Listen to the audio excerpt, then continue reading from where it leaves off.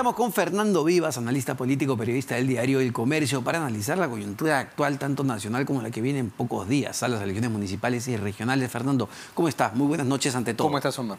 A ver, quería empezar con estas palabras que dio hoy día el presidente de la República, porque escribiste un artículo interesante sobre una posible tregua entre el Ejecutivo y el Congreso de la República. Y hoy justamente el presidente en este evento con las Fuerzas Armadas habla de crear un comando conjunto de la política para abordar los temas trascendentes del país. Y uno diría, a ver, no le censuraron a Willy Huerta, parecía que tenían los votos, el presidente lanza esa flor. ¿Es realmente esto una tregua o simplemente están reacomodando su armamento? No, es una tregua aparente y en realidad hay cuerdas separadas. Por un lado, algunos gestos que llaman a concertación y por otro se siguen preparando las armas nucleares, ¿no? En otra crónica yo también contaba que hay un grupo que está preparando un proyecto de ley de profundización de la segunda reforma agraria con la idea que podría ser utilizada como un lineamiento de política pública sobre la que puedas hacer una cuestión de confianza, porque sobre leyes no puedes hacer, pero sí sobre políticas públicas, pero en una ley está inserta una política pública. Entonces, si albergan esas ideas, si están buscando esta asociación con Antauro Humala, con la idea de que Antauro podría hacer revueltas en defensa de Castillo, que yo no creo que suceda eso, pero no dudo que sí están deseando eso, entonces lo de la tregua es muy aparente. El Congreso, algunos podrían pensar en tregua, pero ahí se está socializando la moción de vacancia entre las distintas bancadas, ¿no? Y todos están esperando que la Fiscalía saque pues las pruebas fulminantes, como si no hubieran ya bastantes pruebas, pero siempre puede haber una que sea más fulminante. Acaba de aparecer ahora un ángulo nuevo que no ha aparecido por la Fiscalía, sino que es una investigación del Centro Liber que encuentra la lista de pasajeros de los aviones. Y se vienen por ahí más revelaciones porque ellos no han buscado ese vuelo específico, sino que tienen cientos de listas de pasajeros donde por ahí de pronto aparecen y se puede estructurar mejor cuál es la red y el entorno del presidente, los que viajaban con él. Entonces ya tenemos muy claramente diagnosticado el gobierno. Lo que faltan son las acciones determinantes de la justicia y de la oposición política. Sí, claro. A ver, ya lo revelaba Ricardo Uceda el domingo también, que ya el Ministerio Público estaría lista más o menos en la quincena de octubre para presentar una denuncia constitucional, casi poniendo la pelota en la cancha del Congreso de la República nuevamente. Sí, ¿no? ha habido varios trascendidos, como lo que ha escrito Ricardo Uceda, y no han sido desmentidos por la Fiscalía. Si bien no ha habido un anuncio formal de la Fiscal de la Nación, estoy pensando hacer esto, y lo que oficialmente tenemos es solo que ella va a investigar preliminarmente, y hay un juez, juez Checkley, que dijo hasta acá nomás. Entonces, veremos si el Poder Judicial respalda esto, porque en el Congreso sí, por supuesto, el bloque opositor va a recibir con los brazos abiertos cualquier acusación constitucional contra Pedro Castillo. Sin embargo, a partir de lo de Willy Huerta, esta moción de censura que se cae, no llegan a tener los 66 votos, pareciera que el bloque opositor más bien ha perdido fuerza. Vamos a ver qué ocurre mañana, donde entiendo se va a votar esta moción de reconsideración de la censura. Pero, no sé, quizá en realidad no están con mucho ánimo ya de confrontar. Yo creo que en el fondo no es tan importante censurar o no al ministro Willy Huerta, porque luego te van a poner a otro similar. Mira en defensa. Han sacado uno para que Tineo pueda ser ministro de Transporte y Comunicaciones. Tineo que ya está, digamos, cooptado dentro del entorno de Pedro Castillo, ¿no?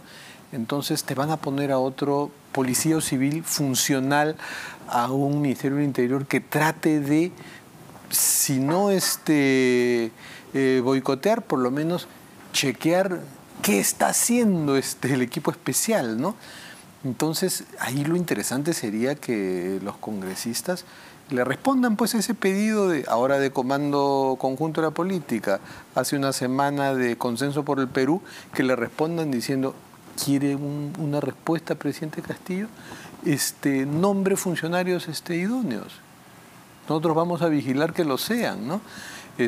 O sea, buscar una forma para prever que el próximo Willy Huerta, que el próximo Tineo, que el próximo Heiner Alvarado sean pues funcionarios idóneos, porque si vas a estar censurando y esperando otro ministro igual, el Congreso se desgasta mucho con las censuras. Así es, pero parece que no va pues el presidente más allá de la retórica por ese camino, ¿no? Lo digo por también la última designación del ministro de Defensa, Daniel Barragán, que es un hombre cercano a Antauro Humala. Entonces, sí, ya llama la atención que se libera Antauro Humala, más allá de que entiendo que ha sido legal, pero los tiempos coincidieron, y se nombra en las Fuerzas Armadas a un hombre de confianza de Antauro Humala. Yo no estaría seguro que hay un pacto establecido con Ollanta Humala, pero por lo menos sí hay un coqueteo. Con Antauro. Perdón, con Antauro, ¿no? Hay un flirt no necesariamente correspondido por Antauro. Antauro tiene un genio terrible. Acabo de ver un video en Puno, con unos colegas. Porque usted llega tarde y casi le pega, ¿no? Creo que esa misma actitud podría tener Antauro con Pedro Castillo, que más bien eso es un hombre muy cordial en el trato y en las reuniones, según dicen todos los que lo han conocido, opositores y amigos. Entonces, yo lo que creo es que hay un intento de darle señales, caramelos a Antauro para que lo apoye, como también hay un intento de dárselos a las Fuerzas Armadas, que ya sabemos que tienen una posición no solo institucionalista, sí, sino que en el margen de deliberación escondida, solapa que tienen, deliberan contra Castillo, pues. Ese es el alma de las Fuerzas Armadas, no es castillista. ¿Cuánto crees que le juega en contra justamente lo que mencionabas en esta columna de los ministros, ¿no? Los ministros voceros, y retratabas a Pedro Castillo como alguien que pues no es de tomar o de dar órdenes. Él da sugerencias, decías, ¿no? Da a entender ciertas ideas y los ministros van muchas veces hacendosos tratando de llegar a él. Pero claro, eso también es una limitación, ¿no? Una limitación para llegar. Es una gran contradicción, o sea, es un autoritarismo liderado por alguien que no sabe tomar decisiones. ¿Cómo un líder autoritario puede manejar el poder si no sabe tomar decisiones? Las toma medias. Hay gente que habla con él y salen con la idea de ¿qué me ha dicho el presidente? ¿Le ha hecho caso a mi propuesta? Me ha propuesto esto que yo creo que haber oído y no lo saben. Hay gente que no sabe si ha sido invitada a ser ministro o no, hasta que un día lo llaman y ya venga usted a juramentar. O no saben si han sido renunciados o no. Y van ahí al cambio del gabinete y le dicen, no, tú no tienes que estar acá. O sea, hay episodios así en este gobierno. Pero sin embargo, sí hay un gen autoritario, ¿no? Con la idea de que gané las elecciones, no importa que las gané por poquito, y que el mensaje nacional es que yo haga un gobierno de concertación, hago lo que me da la gana, ¿no? Incluyendo las triquiñuelas y poner a mis amigos para que eventualmente roben.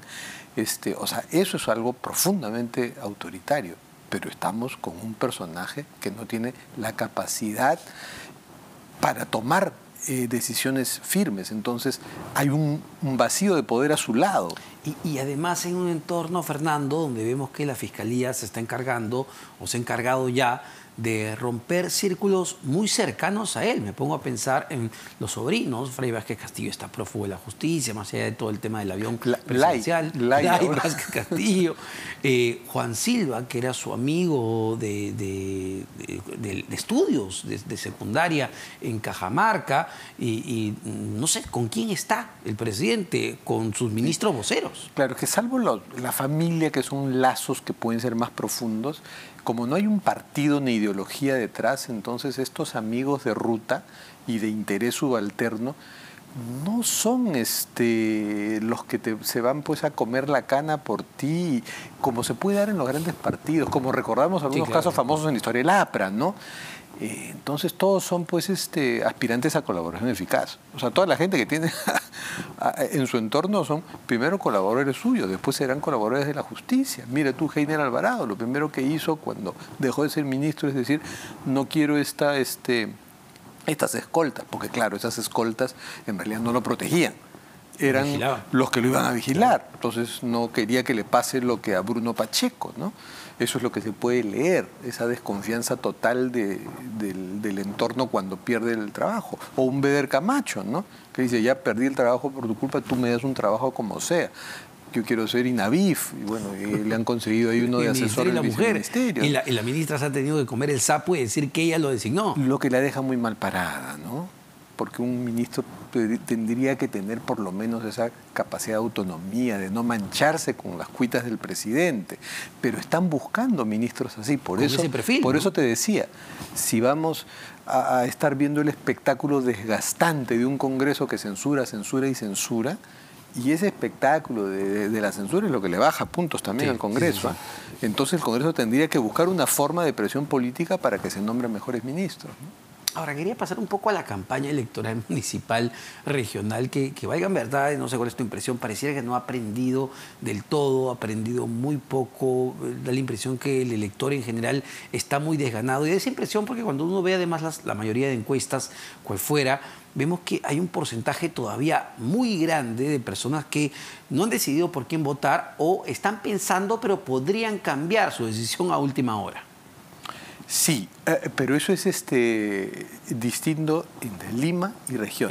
Por ejemplo, en Lima, la gente, los limeños, tenemos más la propensión a decidir por el alcalde metropolitano y en los últimos días u horas o en la cola, uy, ya, ¿por cuál alcalde de mi distrito voy a votar? Porque Lima metropolitana nos absorbe. Sí. Pero en muchas ciudades y pueblos del Perú, donde el alcalde donde el municipio es el tamaño del pueblo, es parte de tu identidad, votar primero y decidir primero quién va a ser tu alcalde y luego quién es tu gobernador. Entonces son dinámicas distintas y que nos absorben a muchos. Por eso estamos en un momento donde sí hay una suerte de tregua, pero impuesta por las circunstancias de las elecciones. Pero eso acaba el domingo. Acaba ya, esta semana.